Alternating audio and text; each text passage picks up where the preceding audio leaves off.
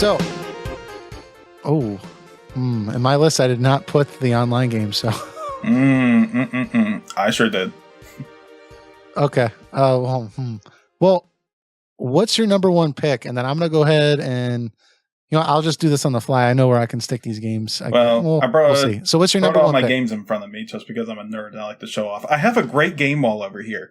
And I swear I'm going to make my camera, I'm going to get a camera that's going to be over here and it's going to show everything. And I'm going to be just showing it off all the time as soon as I'm able to. But I'm getting that stuff set up right now. Some people have seen it before. But anyways, I brought a little bit of it here because I want to show my nerdness and everything. And the first, of course, favorite, if anyone knows me, is Final Fantasy IX right here. That is definitely my favorite Final Fantasy ever. And nothing has been able to get close to it except one, which is the second favorite. See, and my number one pick is the same game. So first off, why did you pick Final Fantasy IX as your favorite? It feels like a celebration of everything before it in all the right ways. It brings back the classic style Final Fantasy and for its time, like in its own modern way. It had a colorful cast of characters, a lovable colorful cast of characters. You were interested in each one of them. And the world itself was very interesting. And I was just never bored from beginning to end. Just starting as a theater troupe trying to kidnap the princess and everything that leads to the final dungeon of the game. It's just spectacular. I love playing it every time.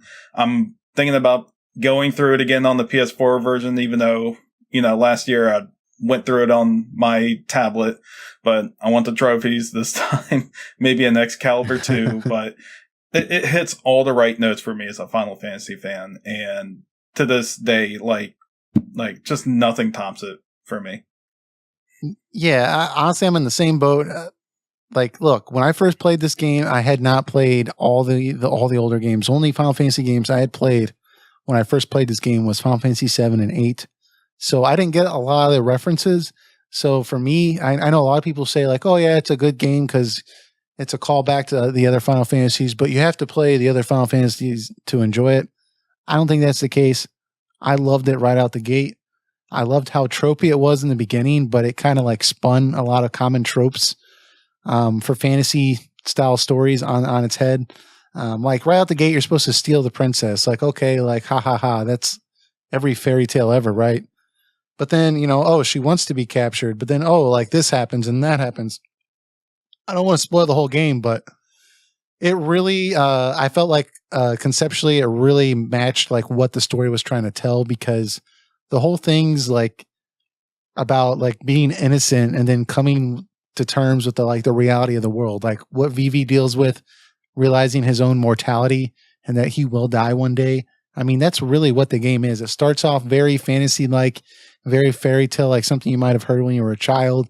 And by the end of the game, man, you've woken up, you're an adult now, you're really gripping with some serious stuff. So, dude, hands down, this is a great game.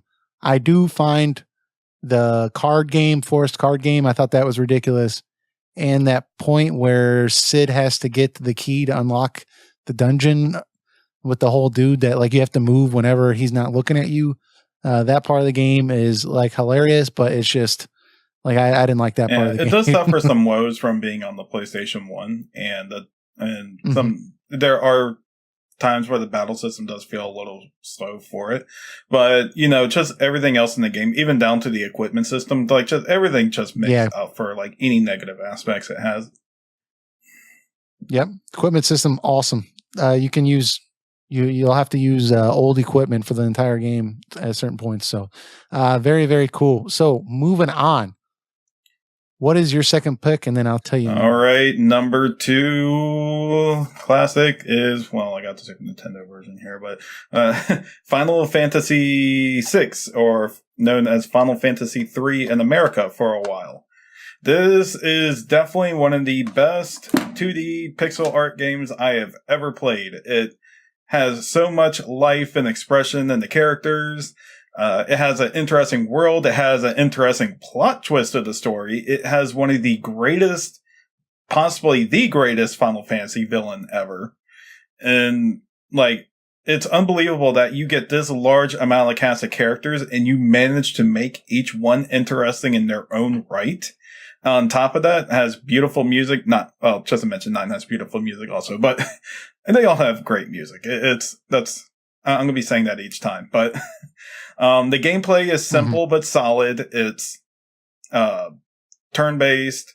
You can use espers to equip magic on you to create the kind of characters you want, but each character still has their own unique traits that makes you decide who you want in the party and not in the party, especially when you have the 3-party system.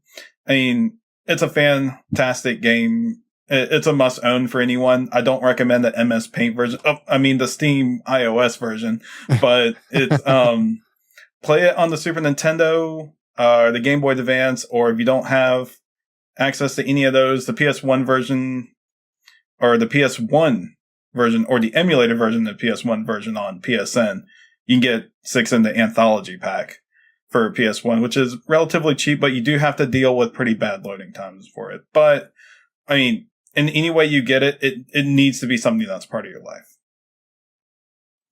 Very cool.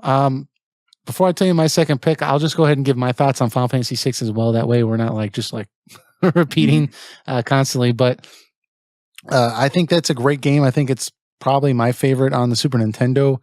And just like from a technology standpoint, like what they accomplished with that game is just amazing. Like some of the advanced camera techniques on the Super Nintendo, the fact that like people will even talk about camera techniques on Super Nintendo is like word enough for how advanced this game is. And just like the level of story is just amazing, that like these are just like some 16-bit characters and like you actually care about them. So all in all, it's just hands down, it's an amazing game. Music's fantastic. However, I did not put Final Fantasy VI as my second favorite game. I put Final Fantasy VII. Now, yeah, so the reason I put 7 was because it was my first Final Fantasy. And I don't know, man, that's where it all started off for me. That's like where I freaking, like, that's just like where it all began for me. I played the crap out of it when I was a kid. I've beaten it several times. I own several versions of the game. And I mean, some of the scenes in it are just classic, like Tifa just having that slap fight, or just Cloud doing the cross-dressing thing. And it's just a really good game. And like it really, I think a lot of RPGs today that like are big owe a lot to Final Fantasy VII, because I think that was the first one that actually, like, at least for JRPGs, really just like sank it home and was like a blockbuster hit. And I think it really revolutionized a lot of the way you tell stories in games. I mean, I really think like a lot of what we see today started, you can trace it back to Final Fantasy VII. So, I mean, it's a little, the character models are a little hard to get used to today. If you've never played the game before, you're not used to that era. But, if you just play, 6 or 7 hours of the game, you'll kind of get past it and you'll get engrossed in the plot. And it's really a fun ride. I really have a good time with it. The only thing I do not like about Final Fantasy VII is Cait Sith. I find that character to be absolutely preposterous, that some man just like sits in a room all day on a laptop and controls this character from a laptop or something. Or maybe like I'm missing something, but that's always what it seems like. He's just remote controlling this like robotic cat 24/7. And I just, I don't like it was Reeve's way of fighting back against Shinra. Since he worked with Shinra on part of the highest parts of Shinra, he used Cait Sith as a means to follow and track the party and everything. But in terms of Final Fantasy VII, it's definitely higher on my list. I'll get to it in a sec. But it not only is Final Fantasy VII a great game, it is an important game. It did so many things to push the JRPG industry forward. It made the genre into like a cinematic experience. It brought like a new modern punk techno type of feeling to Final Fantasy VII, especially like in Midgar. It definitely brought Final Fantasy in a new direction and some can debate that they like the ways of the Super Nintendo more. And then you got the other people who say they love how Final Fantasy VII is. They want more like that. 7 was a game changer, not just for Final Fantasy, but for JRPGs in general. And on top of that, it's just a straight out awesome RPG. I'll always recommend it to people. I know the polygons are hard to look at. It's outdated looking. That's definitely a thing, but you got the remake coming out whenever they decide to release that. But I do wish that if you really want to know the pinnacle of the JRPGs, like it started with Final Fantasy VII. Yeah. I mean, the only thing I wish they would do is the PS4 remaster, honestly, I think is like the definitive version. I really like that version, but I wish they would have done that version with the option of having a newly relocalized script, because just some of the I've seen a couple of interviews where some of the story segments are a little lost in translation unless you play it a few times, and I think it would be a stronger experience if they would do that. But the thing is, like, Final Fantasy VII has kind of gotten to that level of like, if you mess with anything, people are upset. So but just for like newer players, if they're just playing it the first time, I think some of the grammar issues or whatever you'll see occasionally because of the quick translation is kind of will kind of be hard to get over if you're used to that really polished look. But yeah, once you get past that, it's smooth sailing. So it's an important game to play. I do encourage anyone to look past it and just try it out. Mm-hmm. Yeah, absolutely. So moving on, I put 9 and then 7, and then you put 9 and then 6. Mm-hmm.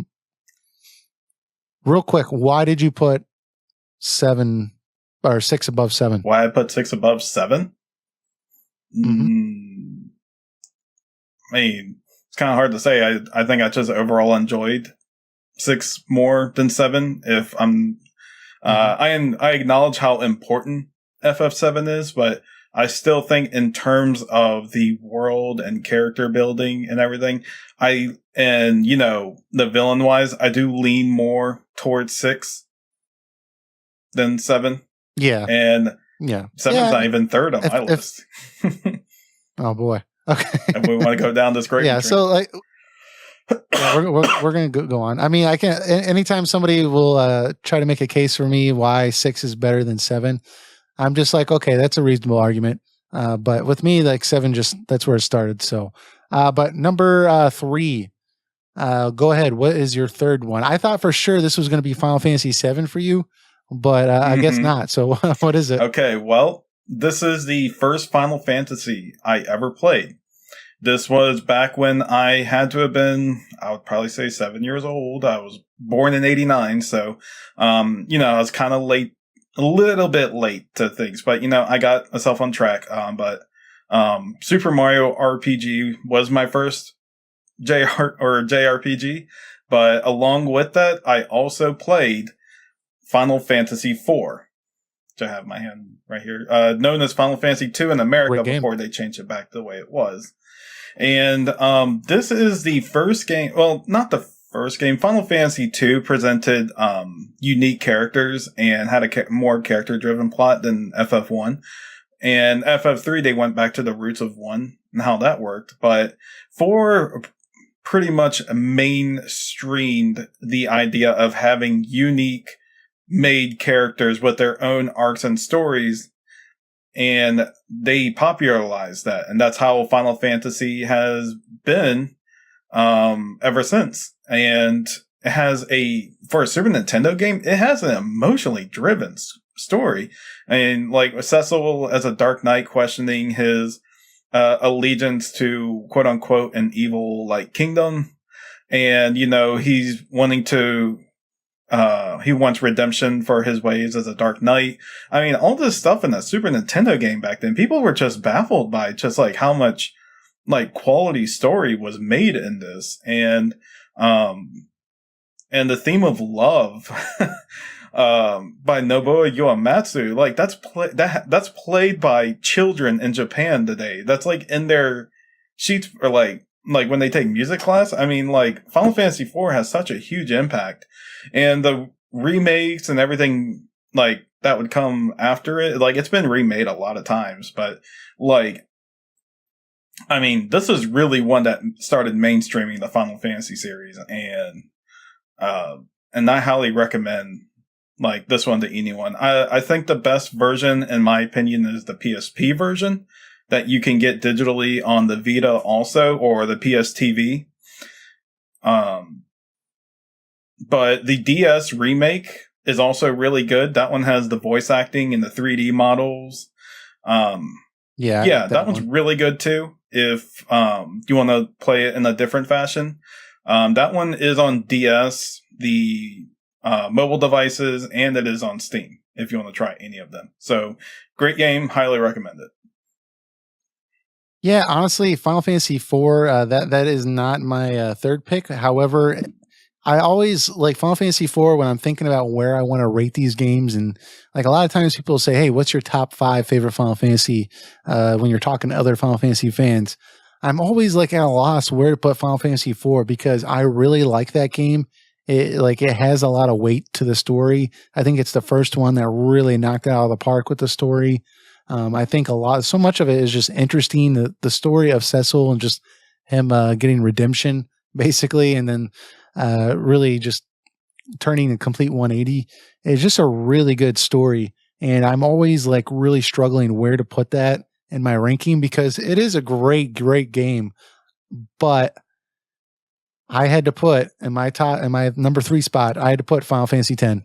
And I know a lot of people like to put that game pretty a lot lower. Some people put it in the 6 or 7. Some people put it as their number 1. I think for me, number 3 is a good spot because when I played the game like right when it came out. So I think when you rate games or review games or analyze games, you really have to think about the context of what was it like? What was the scene like when this game came out, right?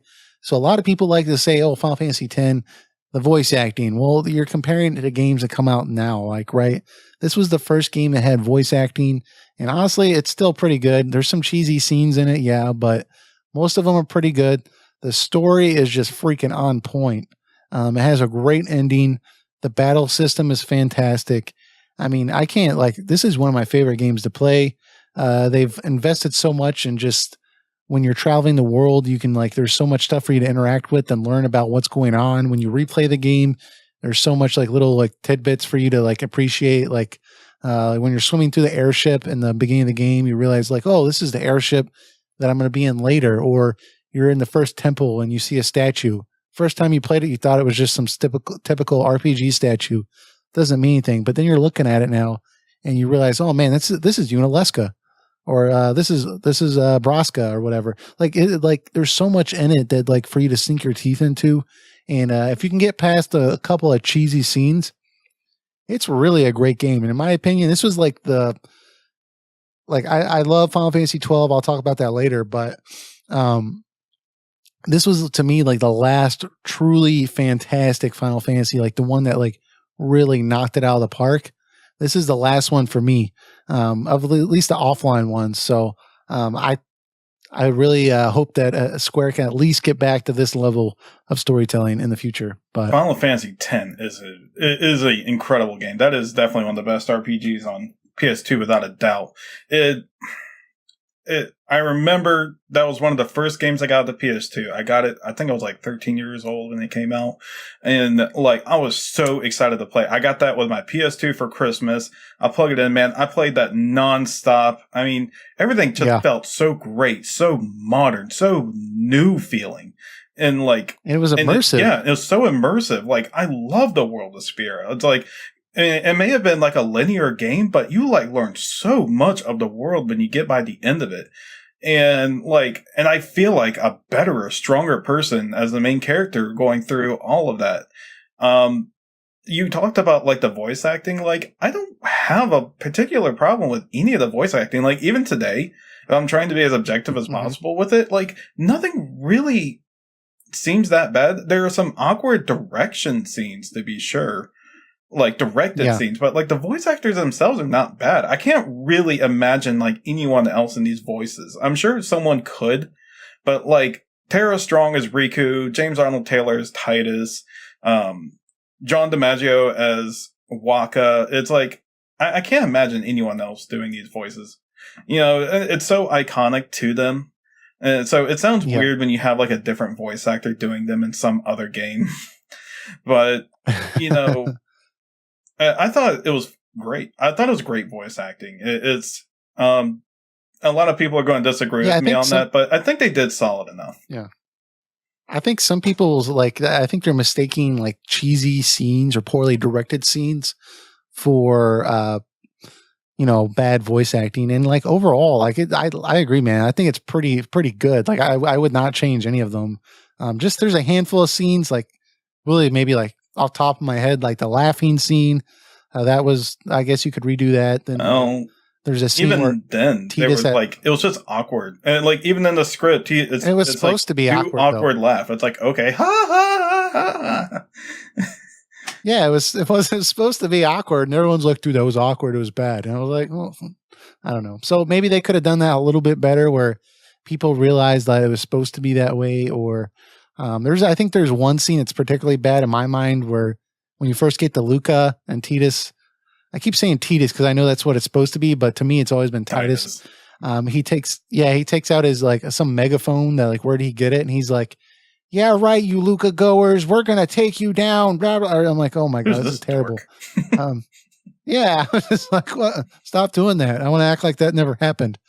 But most of the time, like it's really good. So I don't really have an issue with it, but I think, like I said, some people I think are putting like a today's lens on it. Like they'll complain about the camera work and stuff, which is fine. You know, that is a criticism, but I don't know. It's not like back then. It wasn't as much of an issue, and I think it was more groundbreaking than it had problems. So that's my thoughts. It's an incredible game, and they came out with the HD remastered version for PS3 and PS4 and PC, and they did a great job with it. The soundtrack is the remastered soundtrack is very iffy, but they do let you switch back to the original one, so no big deal on there. Try it out. Fantastic game. The ending legitimately got a tear out of me. So you know, that it has a great relationship built between Titus and Yuna. Some people may disagree with me, but I mean